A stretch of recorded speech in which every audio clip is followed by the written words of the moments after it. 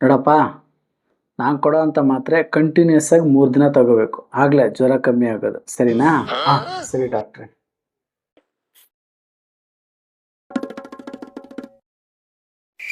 ಇದು ಬೆಳಗ್ಗೆ ಸಾಯಂಕಾಲ ಊಟಕ್ಕೆ ಮುಂಚೆ ತಗೊಳ್ಳಿ, ಇದು ಬೆಳಗ್ಗೆ ಸಾಯಂಕಾಲ ಊಟ ಆದ್ಮೇಲೆ ತಗೊಳ್ಳಿ.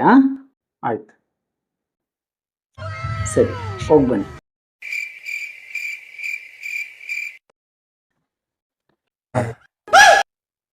ಡಾಕ್ಟ್ರೇ, ನೀವು ಕೊಟ್ಟರೋ ಮಾತ್ರ 3 ದಿನ ತಗೊಂಡು ಜ್ವರ ಕಮ್ಮಿ ಆಗಿಲ್ಲ ಡಾಕ್ಟ್ರೇ. ಹೌದಾ? ಕೊಡಿ ಮಾತ್ರೆ ಇಲ್ಲಿ. ಇದು ನೀವು ಕೊಟ್ಟಿರೋದು, ಇದು ನಾನು ತಗೊಂಡಿರೋದು. ಇದೇನಿದು ಮಾತ್ರೆ ತಗೊಂಡೇ ಇಲ್ಲ?